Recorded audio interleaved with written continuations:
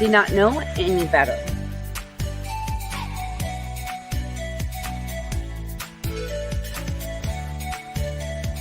Been waiting patiently to have this kind of conversation.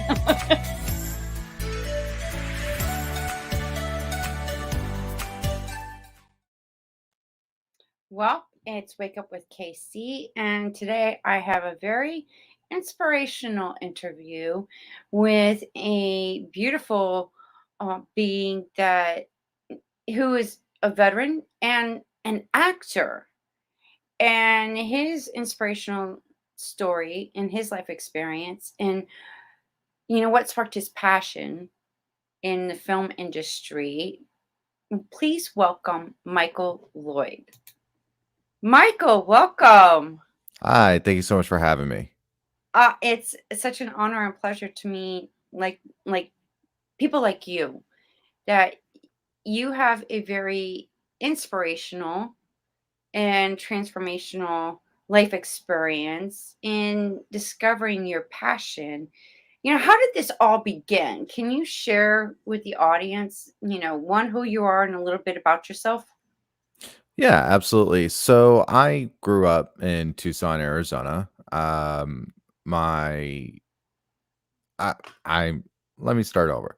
I grew up in Tucson, Arizona. I grew up with you know, an entrepreneur for a mom who traveled a lot. And so I grew up in a sales type environment and stuff like that. And I actually started working at 15 years old, doing sales at kiosks and malls, doing the family business. And in high school, I started acting. It was my freshman year. I did my first play, which was a school rendition of The Little Rascals, and I played Alfalfa. Um, Alfalfa. Did you yeah, have that little thing that stuck up yeah, too? we did. We made the hair stick up and everything with the gel, and it was fun. I really enjoyed it. I had a really good time, and it made me feel you know, kind of like at home a little bit, and it felt comfortable, oddly enough. And I know that a lot of people get like stage fright and stuff like that, but for some reason it never terrified me. I never had that fear. And then I joined the military after high school. And I only did that because the military was a passion of mine long before acting ever was. I wanted to be a pilot longer than I can remember. And at 17, with my parents' permission, my mom was in the Navy, my grandmother was in the Air Force, and I have a whole long lineage of family that's in the military. So I had their full support in doing so. And I went down to the recruiting station. I was originally going to join the Air Force, but I ended up joining the Marine Corps instead. And it was by happenstance. I didn't even know much about the Marine Corps at the time when I enlisted either. I, had did my research, found out, what they were about, and I wasn't sure if I was going to be able to handle it. I didn't have a whole lot of confidence in myself, but I remember saying to myself, screw it, go big or go home. So I ended up joining the Marine Corps, served 4 years as a tank crewman, was 2nd Tank Battalion, 2nd Marine Division. I was stationed in Camp Lejeune, North Carolina. Um, and I got out in 2013 on a medical discharge. I wanted to, have it be my lifelong career, but I guess, the universe had other plans. So I ended up being medically discharged and I couldn't continue my service, unfortunately. And so I went back home. And, I didn't know where else to go. And my dad was here, my brother and sister are here, my friends are here. So and it was what I was comfortable with. And it never occurred to me, the possibility of living anywhere else. But my mom had been living in New Orleans for quite some time. And I remember one night after about a year from my discharge date, I was talking with my mom one night and I was, having like a really bad time because I was dealing with customers. You go and you do this thing that's super meaningful and has like purpose and gives you purpose and everything like that, to turn around and go and do a customer service sales job.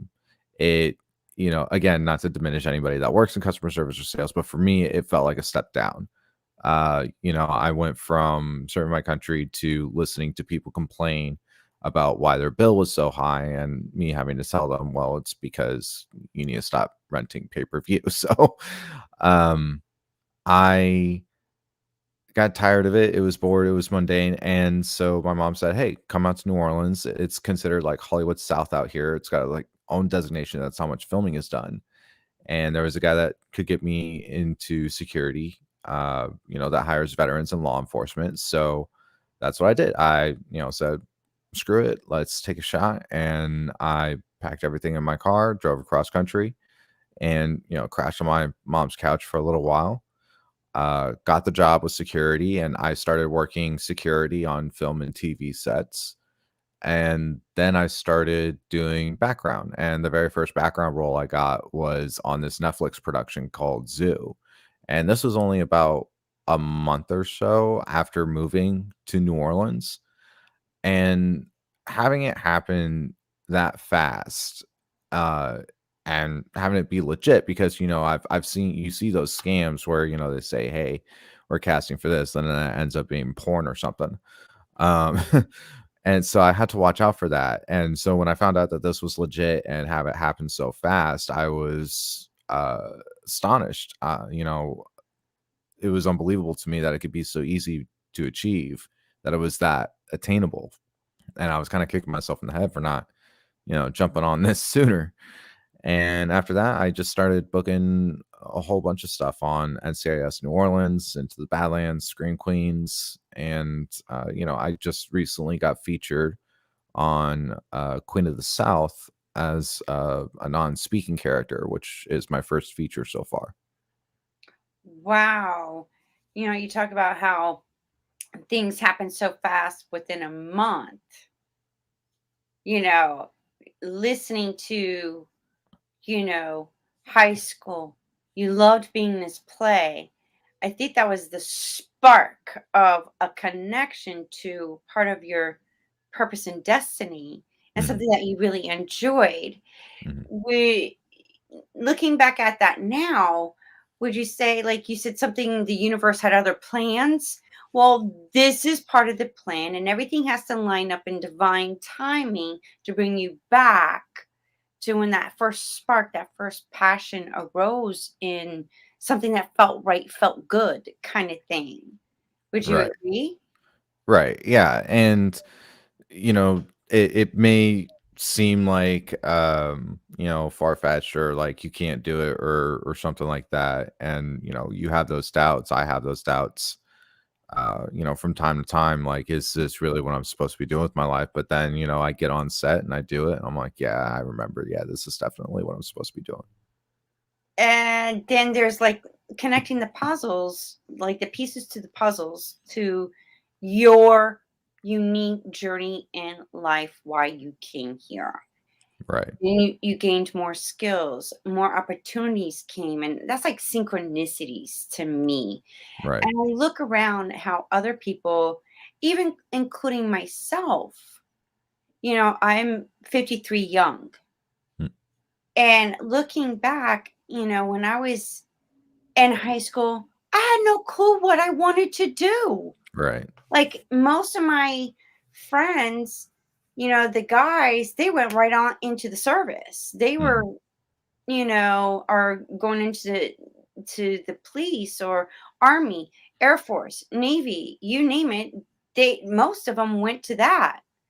And then the girls nursing or becoming a lawyer or something. So, and I'm looking at, looking back now, I was like, I really had no clue. I really didn't, nothing except for dancing and music. That was the only thing that I really loved. But who doesn't love music and dancing? Hello. Right. But I didn't know if that was my purpose, and one of the beliefs that I had was go to school, get good grades, get a good job. Right. And now that I know and realize now that's just a belief system. That's a program that's been passed down from generation to generation. And, you know, thank God for your mom because she's like, hey, come over here and whatnot.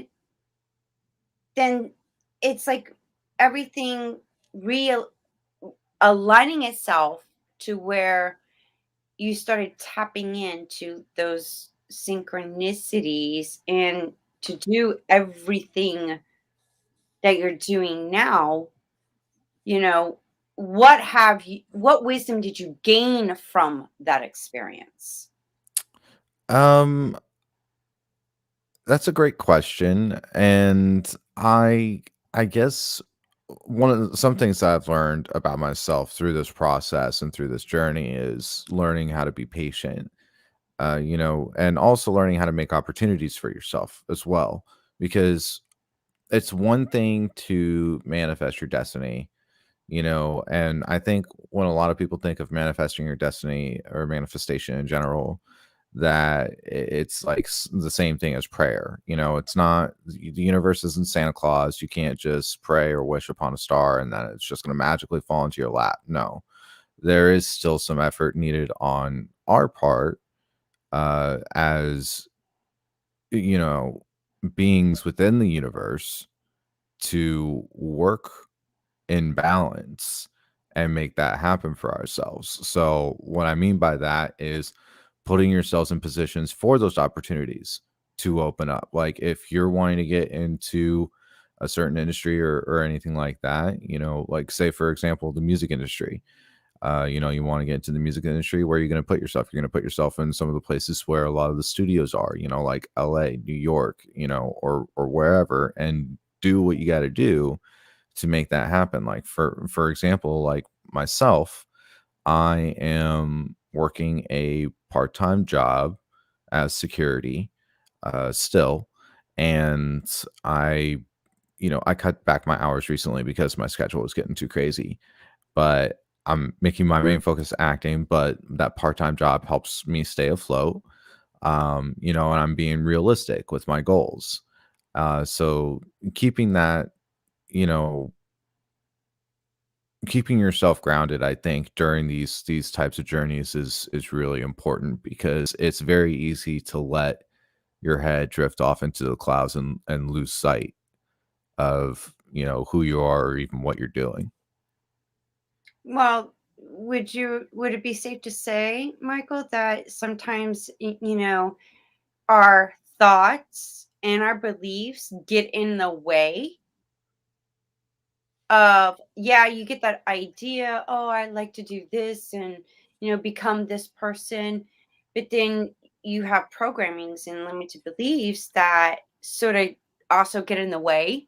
So I think I know what you're referring to, like thinking yourself as one way and wanting to be another kind of thing. Am I right?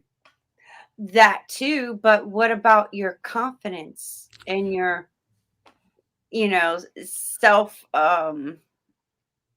Self-esteem, well, yeah, our self-belief. self-belief. So We sabotage. we do. Self-doubt. I think everybody does experience that at some point, in some form or another, in one area of life or another. Whether it be their career or their relationships. They start getting successful, and then they start, things start going great, and then they're like, I'm gonna screw this up. I'm gonna screw this up. And you keep thinking that it's a self-fulfilling prophecy. Yeah. So yeah, we can sabotage ourselves, and sometimes we have to, take a step back, and that's why it's important to take self-help days, or self-health days, I should say, where you're reflecting, and you're appreciating yourself, and you're recognizing the talents that you have and the kind of person that you are, and just remembering that, and remembering what you're going for, and that's ultimately what's really the most important, because nobody else is going to be living the life that you live. You're the one that ends up having to live and die by the consequences of your actions. So if you're going to get into something like acting, or entertainment or anything like that, it is important to have a certain level of self-confidence, because it is easy to sabotage yourself for these things Like, for example, Flaco, I almost slept on Flaco.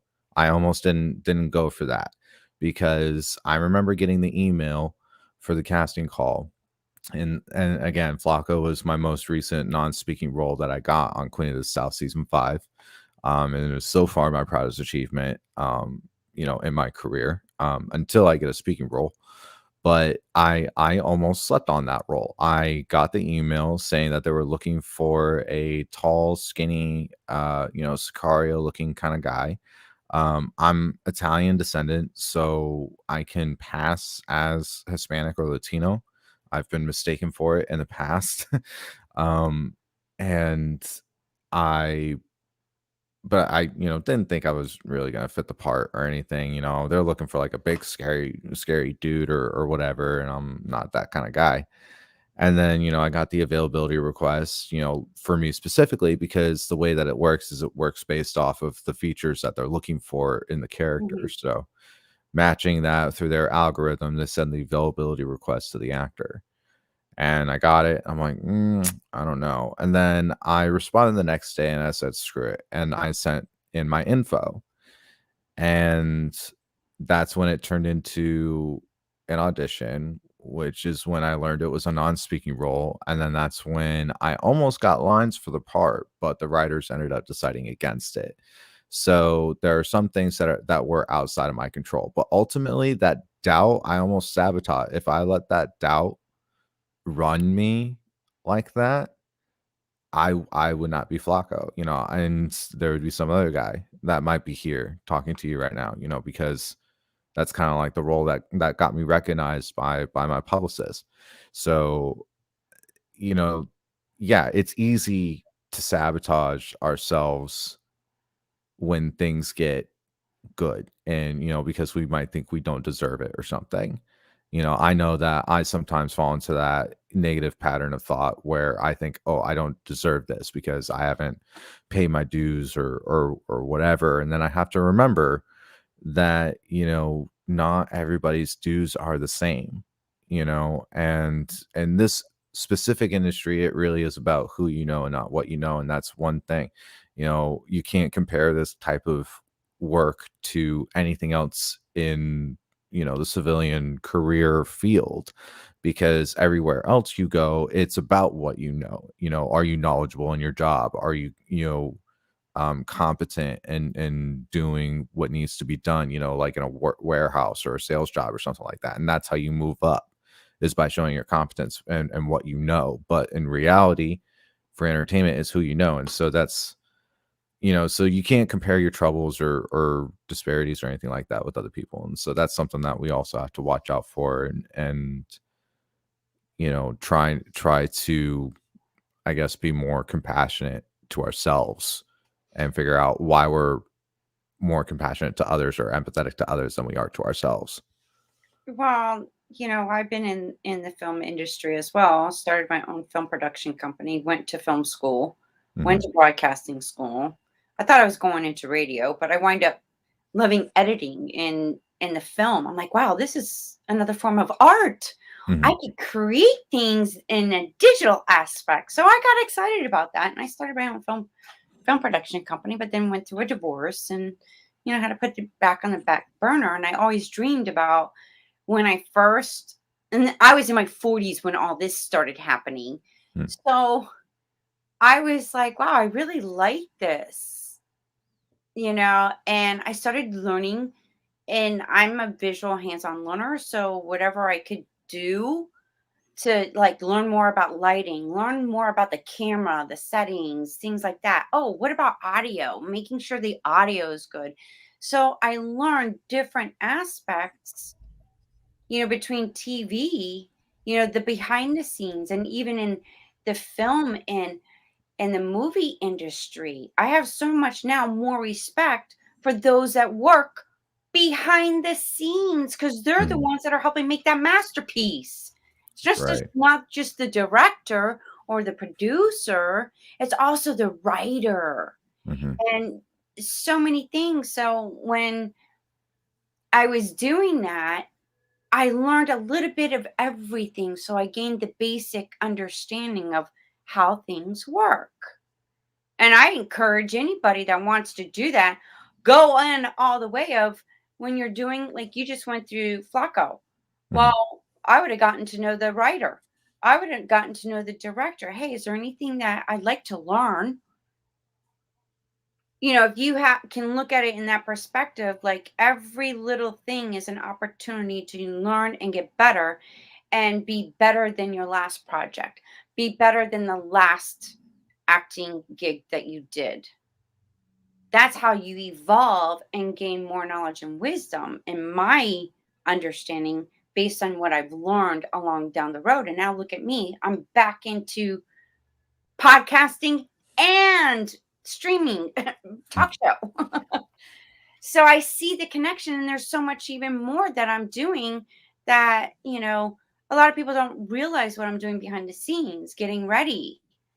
I'm a one man show. So there's a lot. I'm like back into doing everything Right. again. So and you mentioned something earlier about, you know, um, the self doubt, having confidence. And I would go into also limited beliefs that we create ourselves through our self talk and from family members, friends, even societies create beliefs in possibly hindering us. So, what have you learned based on that, the limited beliefs in comparison to what you created and what you've also heard growing up? Well, so a lot of the limited beliefs I ended up having in my life were self-created, um, through negative environments because, in school, I was not the popular kid. I wasn't the kid that everybody wanted to sit with at lunch. I wasn't the kid that everybody picked first for basketball or, anything like that. Welcome to the club. Right. So I wasn't, I was the drama kid. And I did try, put myself out there. I did enjoy sports like soccer, and I was good at soccer, and I wasn't that good at football. I tried playing football, but I ended up throwing my back out like halfway through the season because they ended up putting me against guys that were like twice my size at that time. And I'm like, why would you do this? You were deliberately trying to kill me at this point. Um, and so yeah, I because of that, I had a lot of negative experiences with my peers and their opinions of me because I just wanted friends. I wanted to be like so badly just so that I could just have friends, that their opinions mattered, and my parents just couldn't understand it or anything like that. And they also couldn't understand what type of bullying I was going through because every time I try to explain it to them, they're all like, "Oh, they're just messing with you." I'm like, "I'm sorry. I don't think it's a joke when they start calling you a faggot." I don't think it's a joke when they start using derogatory, names like that are so bigoted and terrible. And it's like, and I'm straight. So it's like they were wrong too about all of it. And so a lot of the self-doubt was, I think, created from that. That was a byproduct of my environment for sure. But that doesn't mean that I don't have a responsibility to myself to combat that. Meaning that even though I went through all that, that doesn't mean that I should just, lay over and play victim and say, "Oh, well, I have no confidence in myself because of so and so or whatever." It's like, no, no, no. You don't have any confidence in yourself because of you. And what they said validated that negative talk that you give yourself. And that's what's being fed right now. And what you need to do is you need to cut that shit out and move over to the positive talk and remember who you really are. And remember that at the end of the day, you try your best to learn and grow. And we also have to keep in mind, I think a lot of people expect people to just know things, but no one is born intelligent. No one is born with knowledge. We all have to learn things, and we're constantly learning all the time. All the time we're learning. And so as long as we remember that we're learning and we keep trying to learn, Mhm. then we're putting our best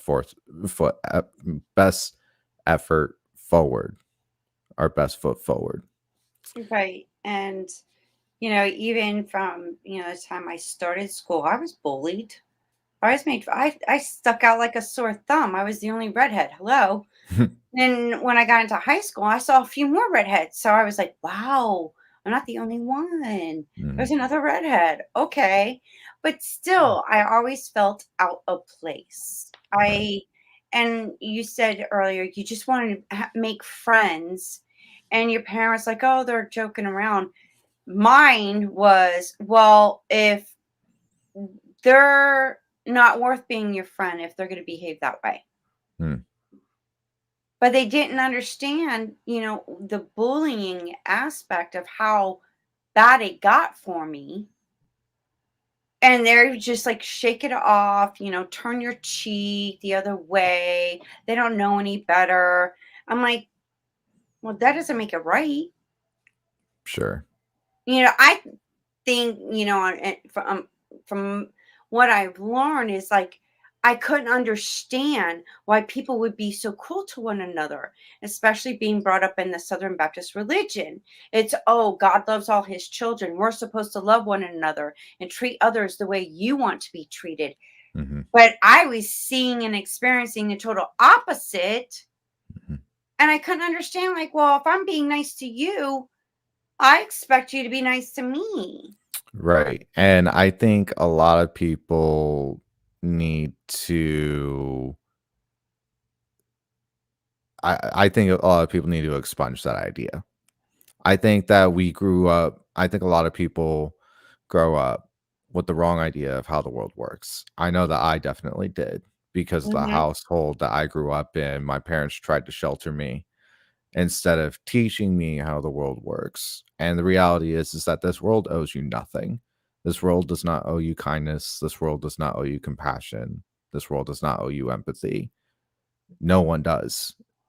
Ultimately, the only person that owes you anything is you. You owe it to yourself to take care of yourself and surround yourself by people who are not going to negatively affect that mindset and that lifestyle that you want to live. And I think that if I learned, one thing I wish I learned growing up is that people suck and people are going to be mean to you. They're going to find reasons to, they're going to find things that they can pick on and for some reason gives them a kick and makes them feel better. Well, let me Um, enlighten you on that. This is what I've learned. We're all connected. We're all spiritual beings, sexual beings inside of a human being. And a lot of times when we're experiencing that negative or that person that's not treating us right, they're reflecting what's truly going on internally and projecting it out on us. And we're doing vice versa. mm, right, exactly. It's a reflection of who they are. And the thing that's sad is people live in the past each and every day. And me being a history geek and what I realized, like I call it God realization. I learned this from Dr. Wayne Dwyer. God Mm. realization. It's when I realized, like, oh, I experienced that too. And this person is ex- apparently has experienced the same thing, but hasn't overcome it yet, hasn't healed, hasn't been enlightened to be set free from that bondage that and the emotional energetic traumas. And it's like, why can't we all wake up and realize that we're all connected? When we do harm to another person, we're doing harm to our own selves. Right. I don't know. I think I think everyone will come into their realization on their own, just like I did. I mean, just Mhm. like you have, and everybody else does eventually. And it's the cycle. It's the endless cycle. This is how it will be until this world burns. you know, I don't think it's gonna uh, burn, but there's like an energy shift and an enlightenment on a collective base, and in order for that to happen, all the chaos has to come through. It's been repeated in history time and time and time and time and time again, even from the beginning of our creation. right. And the way we were taught that we were created is, to be honest, is all bullshit story based on what we were told. So that I realized that, well, that's a lie. And that's like a false identity of who we are then. And we've Which been living a lie of who we are. which part of it? Oh, Adam and Eve. Ah, yes, that lovely story. Yeah, that story always. I That grew up. lovely story. I grew up Protestant Christian, right? And you know, as a child, as a toddler, you're always told you just believe whatever your parents tell you. They tell you Santa Claus comes, gives you gifts. You believe, oh, a fat man comes down the chimney and gives me gifts, and you don't question anything about it because he's bringing you a present, even though there's a strange man in your house, like that you don't know, that you've never met or anything like that. But it's okay that he's there, but no other stranger is allowed to enter this home without permission. When you think about these things looking back, it's just like, why? Well, not only that, but what if you didn't have a house with a chimney? I asked that question. I'm like, I see all these shows. This Santa Claus is coming down from the chimney. We don't have one. I love that movie Santa Claus though with Tim Allen because it kind of answered that question a little bit. It just magically turned the furnace into a Yes, fireplace. with Tim Allen. I love that show. I love watching it sometimes around Christmas time. And my Yeah, other one was Home Alone. yeah. It's my dad's favorites. My dad's go-tos for sure. Detective Balzac. But yeah, no, everybody will come into their awakening on their own, and this cycle will repeat itself over and over until the end of days. Well, and being in filming, this is what I've realized, that you know what we think and what we feel and what we do can cause a domino effect.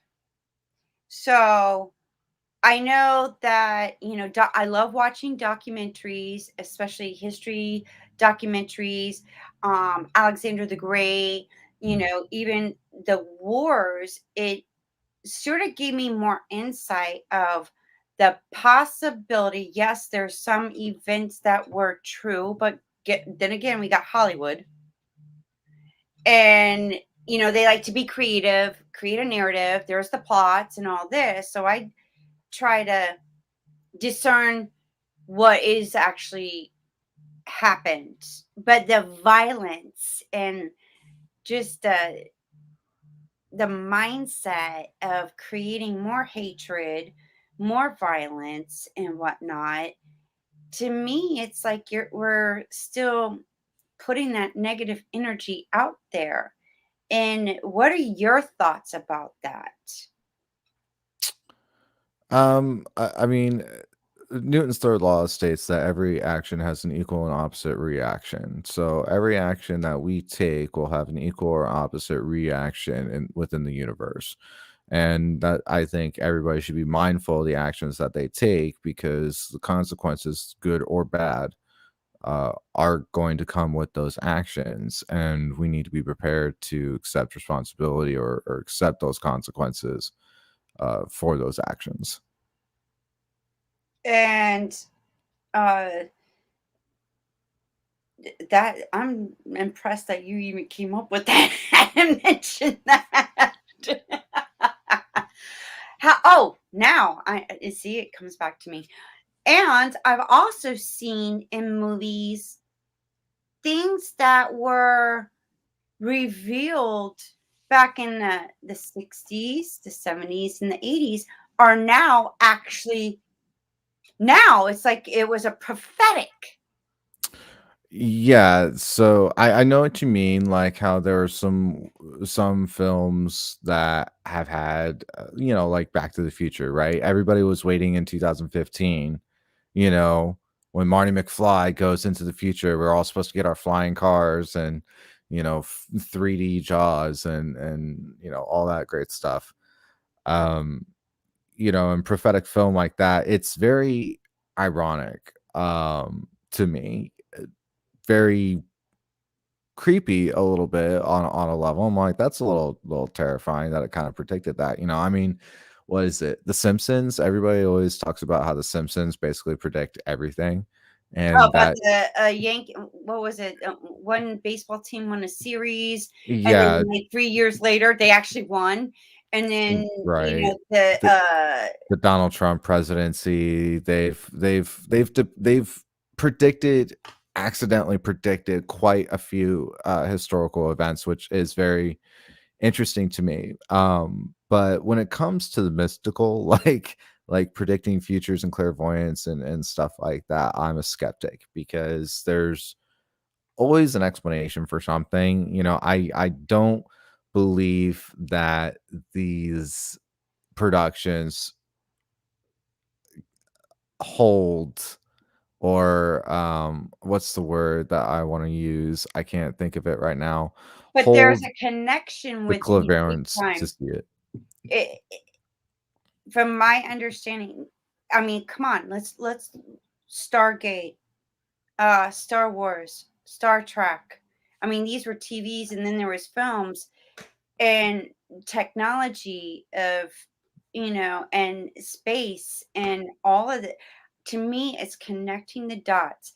They're revealing, they already knew about this stuff. Come on, Nikola Tesla. He had so many ideas about energy, free energy for everybody around the world. He got suppressed and probably, I don't know if he was murdered or actually died in his old age because he was 80 something back in those days. But it's fascinating to me, you know, being intuitive and being psychic and tuning in to all the C's, clairvoyance, clairaudience, all those clairs. I tap into pieces of that. And it's when you can say, okay, I'm going to observe and I want to know the truth, and I seek wisdom because we're connected to a divine source, a higher power that's in us. So I just go to that source and say, okay, what's up with this? Especially when it comes to movies and things that catch my eye, or I hear a certain word that catches, like I'll get electricity running through my body when I see and hear it. So I pay attention. And I was like, wow. And it would like take me back in time. Oh, this was here back in this film with this person and whatnot. Do you find yourself doing the same thing? No, because the way that I think of it as an entertainer, because entertainment is my profession, and all these people who have made these predictions have had a profession in entertainment, it seems to me, or appears to me, as an ongoing joke in the industry. I don't believe that anybody actually uh it holds the ability to have any type of clairvoyance, clairaudience, or anything like that. I believe when it comes to like ghosts and paranormal and stuff like that, I believe what that is that is a shift in dimensions for sure. I mean, I have my own theories about how spirits move and everything, and how we're able to see ghosts and negative energies and everything like that is really just a thinning of dimensions that we can't see within the dimensions that we live, because there's a whole string theory about it, like that. It's the science behind it that I'm really all about, and there's like really interesting explanations to it scientifically as to why people are experiencing these bizarre abilities, like you know the clairvoyance, like seeing the future, like getting visions, or hearing disembodied voices, or anything like that. It's very there's, books all over it. But I like looking into those types of theories and stuff like that. But I mean, my the way I see the universe is it's a universe in which we live. We are organisms in which we live in a universe and that we don't understand. And I believe that there are definitely things that we don't understand. I mean, I don't understand a lot of them. Um, but I definitely believe that it's the same kind of concept as when people used to think that, the rain came only when, they performed a certain sacrifice or spirit or spiritual ceremony, or they wouldn't receive crops unless they sacrificed a firstborn or something like that. It's like that kind of mentality. It's like they didn't understand why these things were happening or not happening, and they were basically guessing or believing blindly in some form of deity or spirit that was controlling these things and everything. And eventually, obviously, science being the way that it is now, we've learned over time through the scientific method what these things actually are. And I think that we're just in a different stage of that scientific method where we just haven't quite been, we don't have the technology yet to be able to figure out what these things are exactly. Okay, so I love having kind of these kind of conversations. But let me ask you something. Have you ever studied ancient civilization? I've briefly studied on like ancient Egypt. Yes. Okay, let's go back to Sumerian Okay. over in the Far East. The Okay. cuneiform writings that were written on tablets and stones. Now, and then there's crop dusting. There's these all these drawings, even from the Egypt pyramids. There's actually six other pyramids, the Mayans. Then there's pyramids in Russia. There's pyramids in Asia. There's pyramids and then the Stonehenges and whatnot. There's very symbolic meanings, and they're all connected to the stars. So it's more than just science. Because how did we get our science? It goes back to our ancient civilizations from Anunnaki. There's so much about the Anunnaki, and I believe there's others besides the Anunnaki. Well, don't get me wrong. I am not past the idea of aliens. In fact, I do believe that extraterrestrials exist. I believe it would be arrogant for anyone to believe that within this vast universe or even galaxy for that matter, because the galaxy is a lot bigger than a lot of people realize, that within the galaxy alone that there are certainly other life forms that exist out there that may be very far more advanced than we are, given the lifespan of the galaxy. And with that being said, it would not I do not denote the theory that, aliens or extraterrestrial beings or anything like that have come here to share their science, their art, and show, what it means to be a civilization and everything. It's also possible to me, again, this is how my dark humor works, is that they're just uber dicks and like to screw with other beings, because I would be one of those people. I would be one of if I had the opportunity to go to another civilization and another planet or anything like that, yes, you bet your ass I'm gonna screw with them and be like, yes, I am a god. You better worship me or else it's not gonna rain kind of thing. But that's just a little joke of mine, that I keep in the back of my head. I would think that that's a that would have happened at one point, that there was just this one asshole alien that was, screwing it up for the rest of them kind of thing.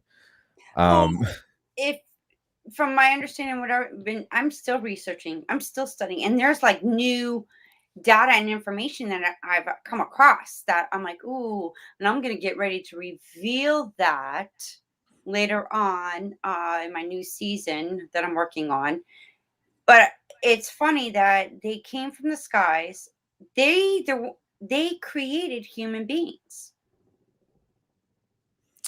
well, that's one theory I've heard. Yes. And it makes sense now from my studies and research and what I've come across. It just totally makes more sense than the Adam and Eve. Everything that's in the Bible was very symbolic, and it was telling a narrative and an allegory to a story that was created by man. They took bits and pieces of truth and twisted it to make this story. And it just mind-boggling and fascinating to me. I was like, "Wow, this is interesting. This makes more sense than what I've been taught." Yeah, I mean, I've seen those theories. They're pretty wild for me. There's actually data that's been written by the Sumerians, and there's Assyrians. Now, the Assyrians were the more violent ones from my understanding, and they were big. And they created us to be slaves at the beginning, the Anunnaki, for primitive workers because they needed the resources, the gold. That's it's very interesting. It's again a very interesting theory. It's still a theory, even if there is data from civilizations again who were writing in dead languages that we are barely able to translate.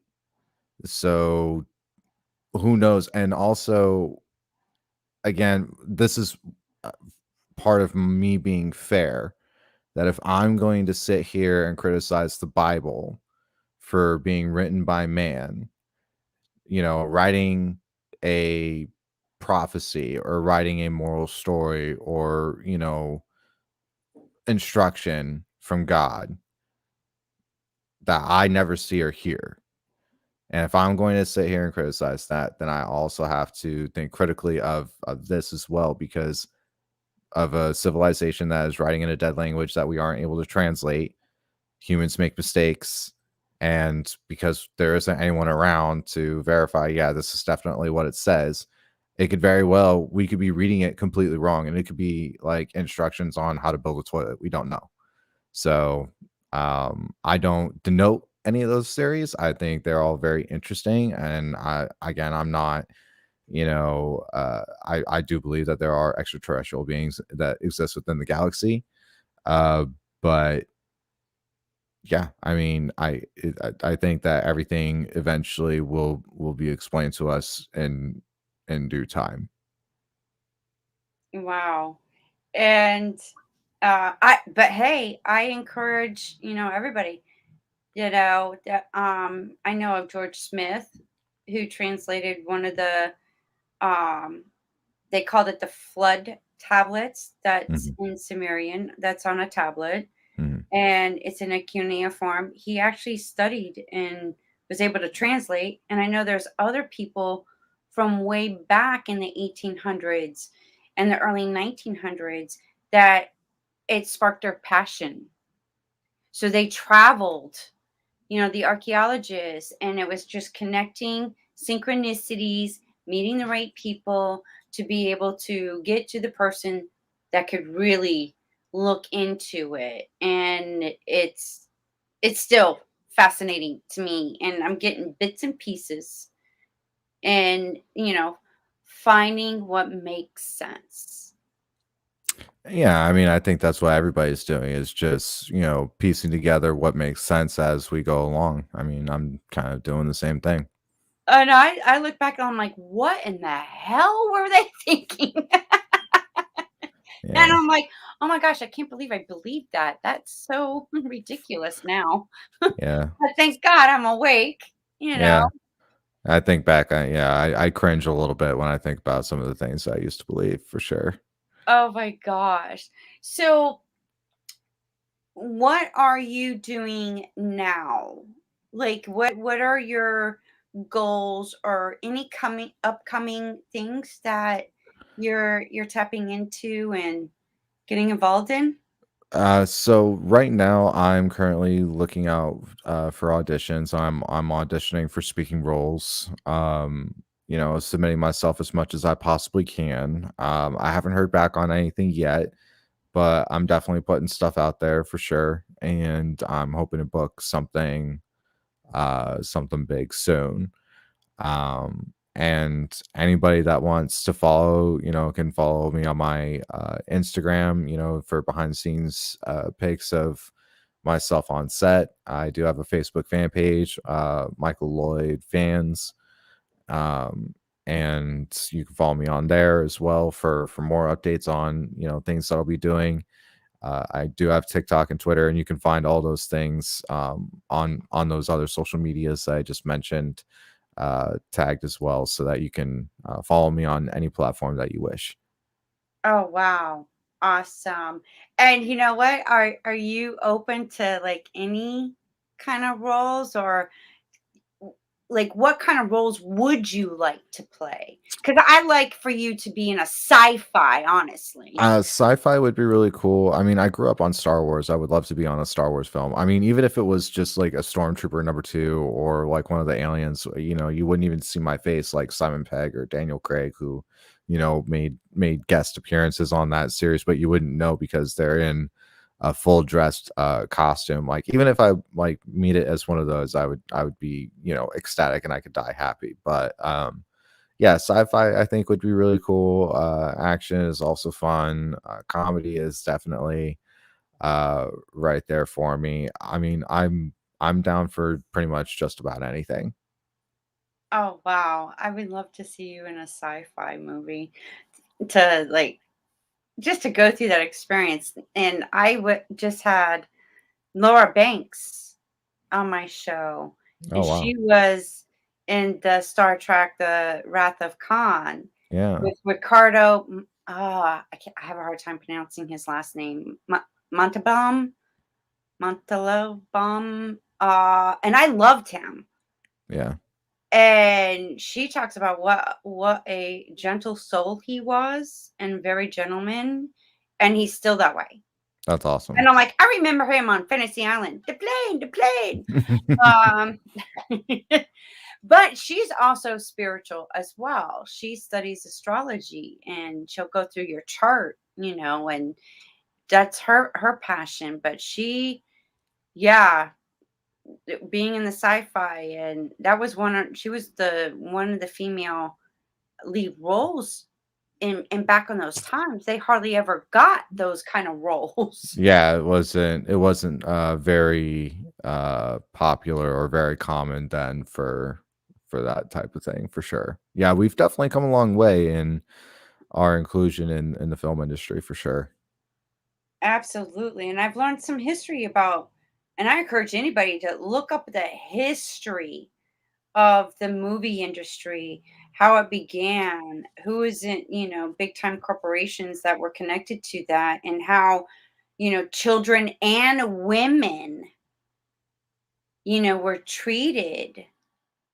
And, we have come a long way, but we still have a lot more to go. Right. And yeah, I mean, film actually even started out as propaganda. It was before it was used for entertainment, it was used for propaganda. The very first film that was ever made, 3 seconds long. And it's the actually, do you even know how they discovered film? How they discovered moving It pictures? was black and white, and there was no, it was just you heard music, So and it was here's black and white. Harry Chaplin, I remember him going, "Dee, dee, dee, dee, dee," and yeah, so those there's were no music, and it was all quiet, and nobody said anything. those are silent film. That's how film started, and moving pictures, motion pictures, and the way film was born was actually when Leland Stanford, the same guy that found Stanford University in California, made a bet with his colleagues. He liked to race and breed horses, and he made a bet with his colleagues that a horse's feet leaves the ground entirely during a full gallop. But his friends and other academics disagreed, saying that at least one foot had to be on the ground at all times. So he went and hired Edward Muybridge, who was a famous photographer of his time, to set up a rig to capture this and see what they could find. So he set up 12 cameras, hence why we how why film started at 12 frames and how we have 24 frames per second now. Set up 12 cameras in a row on a racetrack, all connected with tripwires. And as this horse would run through these tripwires, it would trigger the camera's shutter, capturing the horse in the full gallop. And, thus proving that the horse's feet does, completely leave the ground during a full gallop. And that's that, you'll see it a lot, and, a lot of people have it in art. It's the 12 frames of the horse in the full gallop. That's the first movie that was ever made. Wow, I'm impressed. I didn't even know that. Thank you, Michael, for sharing. There's Wow. your fun, film fact. Wow. Thank you so much. I really appreciate that. I had no clue. Well, Yeah. I wish you the best of success, Michael, and thank you for joining us today. And I look forward to, having you back on the show to give us an update what you've been doing and accomplishing and, continuing your learning and expanding and growing. Oh, yeah, absolutely. It was a pleasure being here. Thank you so much for having me. Thank you. Bye-bye. Well, there you go. Oh my God. I never knew that's how movies were actually uh created. Wow, the things you learn every day. I'm learning something new. How about you? Stay tuned for another episode right here on Wake Up with KC. I look forward to sharing more wonderful and amazing interviews with wonderful and amazing guests.